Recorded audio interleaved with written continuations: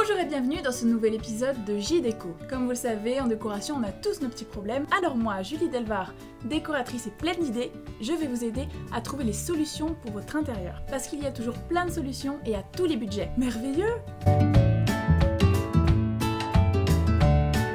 Aujourd'hui, on va s'occuper du cas de Séverine qui a des soucis avec sa décoration, vous allez voir. Alors on aperçoit ici l'entrée qui est un petit peu vide, c'est vrai. Vous souhaitez garder le miroir, le buffet, on va aussi garder la plante, le porte-manteau. Par contre le fauteuil, je sais que vous y tenez, il est très beau certes, mais pour 5 personnes, je pense que c'est un petit peu juste. Vous avez des problèmes avec l'escalier, vous avez souvent des traces de doigts de vos petits sur les murs. Moi je pense qu'on va faire quelque chose aussi avec le garde-corps, vous allez voir. Et vous avez aussi un espace en haut que vous souhaitez dédier pour les enfants, donc un petit coin lecture par exemple, un petit salon spécialement pour eux. Sur ces photos, on s'aperçoit une chose, c'est qu'il y a de très bonnes intentions, mais vous n'allez pas jusqu'au bout et peut-être que c'est un petit peu triste, un petit peu vide. Donc l'objectif, c'est de rajouter du caractère et de la fonctionnalité à ces espaces. Bon, bah on va réveiller tout ça, hein. Avec tout le pot à crayon, il va y passer.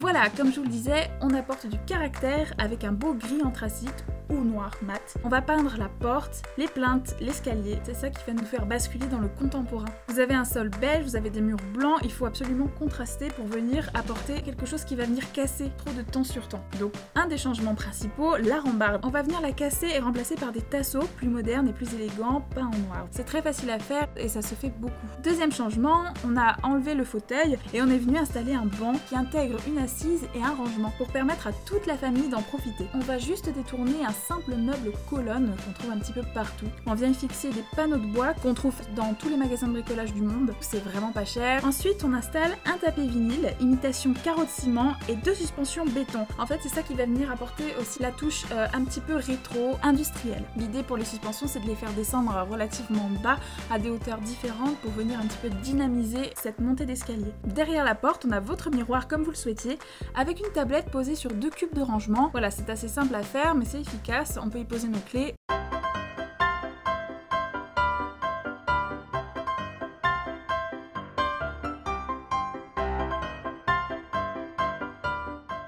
Pour la deuxième partie de cette entrée, la première idée est de venir installer une grande tringle qui va faire tout le mur de la fenêtre et d'y installer 2 rideaux en lin de très belle qualité qui rappellent un petit peu le style maison de famille. Ça va donner beaucoup d'élégance et ensuite on vient rajouter 2 voilages blancs un petit peu plus simples pour laisser passer la lumière. On garde votre porte-manteau, on repeint juste les pieds en blanc pour un peu plus de modernité. Votre plante, on va la placer dans un gros panier. Ensuite, ce buffet, on vient le mettre en scène. Alors on vient poser dessus un beau gros miroir industriel et 2 appliques assortis, donc dans le même esprit, de chaque côté. Et on finit avec un petit détail, avec ce joli petit pot en carreau de ciment et une jolie petite plante dedans. Enfin, on vient installer une suspension transparente, plus discrète, mais surtout design. Voilà pour la partie rez-de-chaussée de l'entrée. Voici pour la liste shopping. J'ai sélectionné pour vous les principaux objets pour cette décoration. Il y a le strict minimum, vous pouvez évidemment choisir de changer certaines choses. En tout cas, voilà l'idée globale.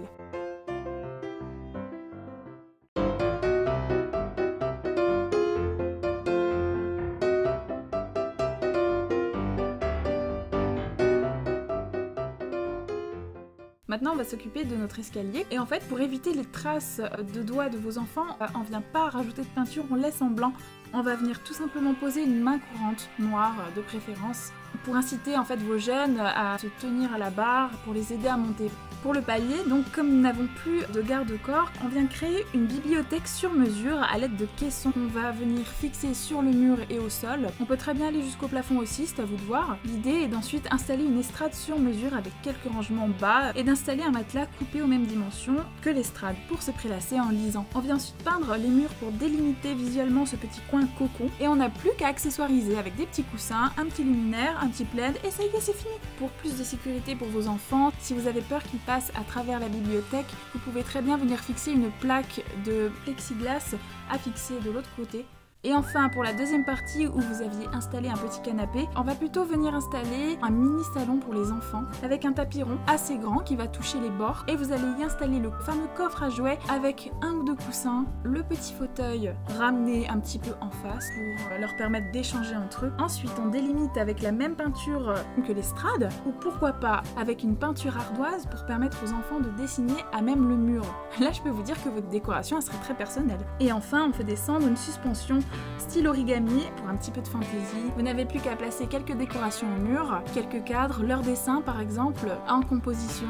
Bref, amusez-vous. Maintenant je range, hein. Voilà Séverine, maintenant je vous ai tout dit. J'espère que ça vous plaît et que vous pouvez vous projeter sans aucun problème. Allez, bon courage pour les travaux, on est motivés. En tout cas, j'ai été ravie une fois de plus d'être avec vous. J'espère que ces vidéos vous plaisent et vous apportent des réponses à vos questions. Et n'oubliez pas que si vous aussi vous avez des soucis avec votre décoration, n'hésitez pas à m'écrire sur mon site en vous inscrivant. Chaque mois, je sélectionne un cas de figure qui a des soucis avec sa décoration et j'en fais une vidéo un peu comme celle-ci. Surtout, n'hésitez pas, inscrivez-vous et tentez votre chance. J'ai été ravie d'être avec vous, n'oubliez pas de vous abonner, comme d'habitude c'est ici.